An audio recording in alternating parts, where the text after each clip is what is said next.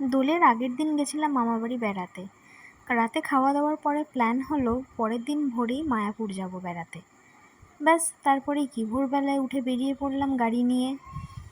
ভোরবেলার পরিবেশ তো সবসময়ই খুব সুন্দর লাগে। আর এদিকে বরমশাই গাড়ি চালাতে ব্যস্ত, তা আমি সেই সুযোগে কয়েকটা ফটো আর ভিডিও শ্যুট করতে করতে মায়াপুর পৌঁছে গেলাম। মায়াপুর পৌঁছে দেখি সেখানে তো প্রচুর ভিড়। তখন বাজে সকাল 6:30। রাস্তাঘাটের অবস্থা দেখে কেউ বুঝতেই পারবে না। ভিড় দেখে একবার হলেও মনে হয়েছিল যে গাড়ি নিয়ে আবার বাড়ি ফিরে যাই, কিন্তু না, সকালবেলায় ঘুম থেকে উঠে এসেছি, তাই অগত্যা ভিড়ের মধ্যেই প্রবেশ করে গেলাম। যেতে যেতে দেখি রাস্তার দুধারে প্রচুর স্টল বসেছে, সাথে কিছু মানুষজন দলবদ্ধভাবে কৃষ্ণ নামের পাশাপাশি আবিরও খেলছে। দেখতে খুব ভালো লাগছিল। দোলের পরিবেশটা ওখানে একেবারে অন্যরকম।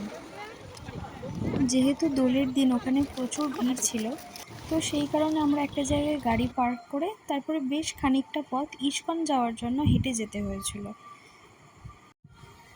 ওখানে জায়গায় জায়গায় বেশ কয়েকটা ছোট ছোট ধাম আছে, কিন্তু সেদিন ভিড়ের জন্য আর ভেতরে যেতে পারিনি। তারপর ভিড়ের মধ্যে হাঁটাহাঁটি করে পৌঁছে গেলাম ইস্কনের মন্দির।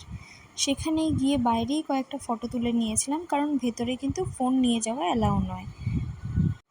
মন্দিরটা কিন্তু এক কথায় অপূর্ব আর অনেকটাই বড়। ঘুরে দেখতে বেশ কিছুক্ষণ সময় লাগে। মন্দির থেকে বেরিয়ে ঠিক একইভাবে আবার বাড়ি ফেরার জন্য রওনা দিলাম।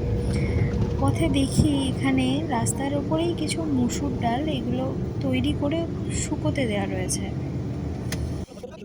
ইস্কন মন্দিরের কাছাকাছি কিন্তু বেশ কয়েকটা গেস্ট হাউস রয়েছে। এই মুহূর্তে আমার নাম মনে নেই, তবে নেটে সার্চ করলে পেয়ে যাবে।